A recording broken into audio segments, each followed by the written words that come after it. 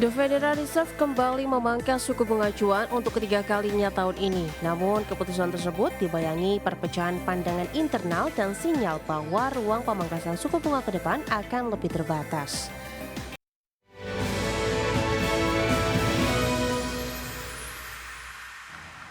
Pemirsa, The Federal Reserve kembali memangkas suku bunga acuan untuk ketiga kalinya tahun ini sebesar 25 basis poin sehingga suku bunga kini berada di kisaran 3,5 hingga 3,75%. Meski sesuai dengan ekspektasi pasar, namun keputusan pemangkasan terkait suku bunga dibayangi oleh perpecahan pandangan internal dan sinyal bahwa ruang pemangkasan suku bunga ke depan akan lebih terbatas.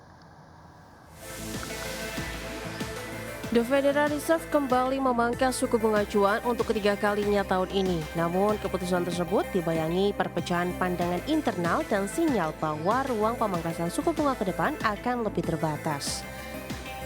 Dalam pertemuan Federal Open Market Committee, The Fed memangkas suku bunga acuan sebesar 25 basis point menjadi kisaran 3,5 hingga 3,75%. Langkah ini sesuai ekspektasi pasar yang memprediksi hawkish cut. My colleagues and I remain squarely focused on achieving our dual mandate goals of maximum employment and stable prices for the benefit of the American people. Although important federal government data for the past couple of months have yet to be released, available public and private sector data suggests that the outlook for employment and inflation has not changed as much since our meeting in October. Conditions in the labor market appear to be gradually cooling, and inflation remains somewhat elevated. In support of our goals, in light of the balance of risks to employment and inflation, today the Federal Open Market Committee decided to lower our policy interest rate by a quarter percentage point. As a separate matter, we also decided to initiate purchases of shorter-term Treasury securities solely for the purpose of maintaining an ample supply of reserves over time, thus supporting effective control of our policy rate. Meski demikian, pemangkasan suku bunga tidak berjalan mulus karena keputusan tersebut disertai sinyal kehati-hatian mengenai arah kebijakan selanjutnya dan mencatat 3 suara penolak. Dengan demikian, keputusan 9-3 menjadi yang paling terbelah dan belum pernah terjadi sejak September 2019. Adapun Gubernur Stephen Mirang kembali menolak keputusan tersebut karena menginginkan pemangkasan lebih tajam sebesar setengah poin. Sementara Presiden The Fed Kansas City Jeffrey Schmidt dan Presiden The Fed Chicago Austan Goolsbee justru memilih mempertahankan suku bunga. Perbedaan pendapat ini kembali mempertegas jurang antara kubu hawkish yang waspada terhadap inflasi dan menyukai suku bunga tinggi, sedangkan kubu dovish yang lebih fokus menjaga pasar tenaga kerja. Berbagai sumber, IDEX Channel.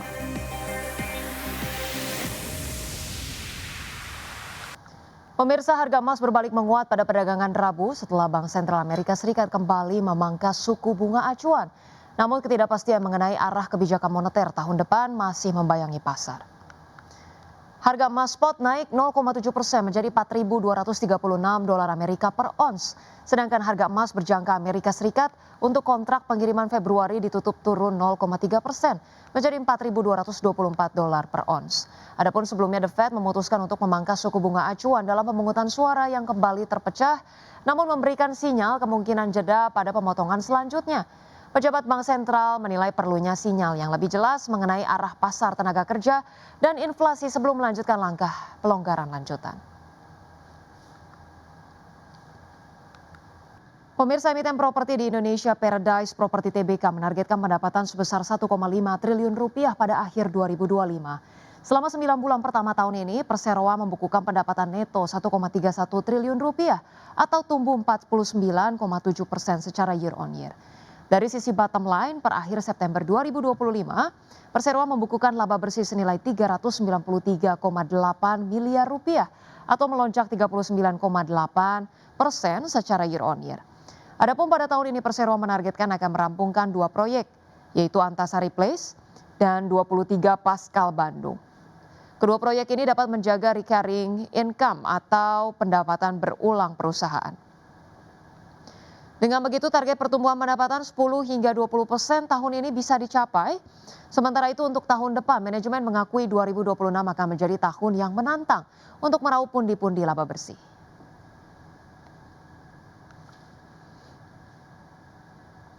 Pemirsa, PT Waskita Beton Precast Tbk menyiapkan berbagai langkah untuk meraih kontrak baru senilai 2,6 triliun rupiah pada tahun 2026. Direktur Utama WSBP Anak Agung Gede Sumadi menyebut target tersebut akan datang dari sektor precast, redeeming, konstruksi, dan penyiapan alat berat. Hingga November 2025, WSBP telah mengantongi 1,36 triliun rupiah kontrak baru dari total pengelolaan kontrak 2,12 triliun rupiah. Untuk mengejar target, WSBP melakukan pendekatan dan mengikuti tender proyek pemerintah maupun swasta, menjalankan organisasi yang lebih ramping serta meningkatkan kualitas produk. Namun perseroan memproyeksikan kinerja laba bersih dan ekuitas masih negatif hingga 2026. Pada akhir September 2025, WSBP mencatatkan rugi bersih 324,21 miliar rupiah, meskipun mengalami perbaikan dibandingkan periode yang sama di tahun lalu. Di tengah tekanan kinerja, WSBP terus mempercepat restrukturisasi utang melalui skema CFADS senilai 542 miliar rupiah, serta penyelesaian OWK 1,85 triliun rupiah dan konversi utang vendor 1,5 triliun rupiah. Perusahaan juga menyiapkan strategi jangka panjang di tahun 2026 hingga 2030 yang menekankan peningkatan kemenangan tender, efisiensi operasional, digitalisasi, serta optimalisasi aset untuk memperkuat fundamental keuangan.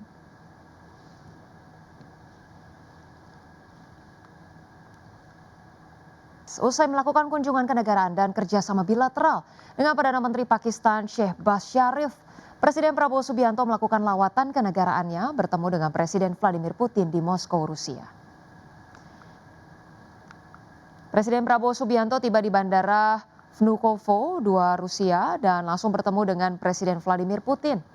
Pertemuan Presiden Prabowo dan Presiden Vladimir Putin berlangsung cukup akrab dan hangat di Istana Kremlin, dengan didampingi para delegasi masing-masing negara.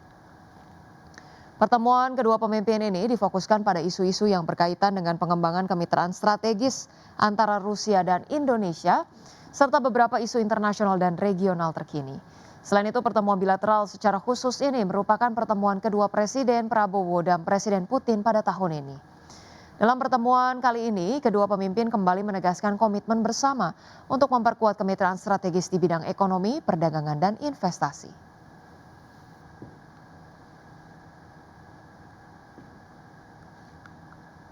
Pemirsa, terima kasih Anda akan masih bersama kami, dan ini terkait dengan PT Samator Indogas Tbk menyiapkan sejumlah strategi untuk mendongkrak kinerja yang relatif lesu sepanjang 9 bulan 2025. Strategi-strategi tersebut meliputi optimalisasi penggunaan pabrik, meningkatkan pangsa pasar bisnis retail, serta meningkatkan efisiensi penjualan. Menjelang tahun 2026, PT Samator Indogas Tbk menyiapkan sejumlah strategi untuk mendongkrak kinerja yang relatif lesu sepanjang 9 bulan 2025. Wakil Direktur Utama Samator Indogas, Sigit Purwanto, menyatakan hingga saat ini perseroan telah mengoperasikan total 60 pabrik dan 103 stasiun pengisian yang tersebar di 29 provinsi di Indonesia. Optimalisasi penggunaan pabrik bakal menjadi salah satu fokus perseroan. Kedepan perseroan berencana untuk meningkatkan pangsa pasar bisnis retail atau gas kemasan melalui aksi akuisisi pelanggan baru. Selain itu, guna memperkuat pangsa pasar, perseroan juga berencana melakukan penambahan variasi produk di lokasi stasiun pengisian yang saat ini telah tersedia. Adapun sepanjang periode 2024-2025, perseroan AGII telah melakukan sejumlah ekspansi dengan membangun beberapa pabrik baru. Selain melakukan pemanfaatan yang optimal terhadap pabrik, perseroan juga berencana untuk meningkatkan efisiensi penjualan dengan mengurangi biaya non-kritikal dan non-value added. Selain itu, perseroan juga akan lebih memanfaatkan penggunaan teknologi dalam proses bisnisnya. Memandang ke depan, perseroan cukup optimistis terhadap pertumbuhan gas industri, di mana pertumbuhan bisnis gas industri diprediksi akan sejalan dengan pertumbuhan produk domestik bruto di beberapa negara di level 6% sampai 7% per tahun hingga 2033. Selain permintaan terhadap oksigen dan sektor medis, perseroan juga menilai akan ada pertumbuhan permintaan gas industri di sektor panel surya hingga baterai kendaraan listrik. Berbagai sumber, iDek Channel.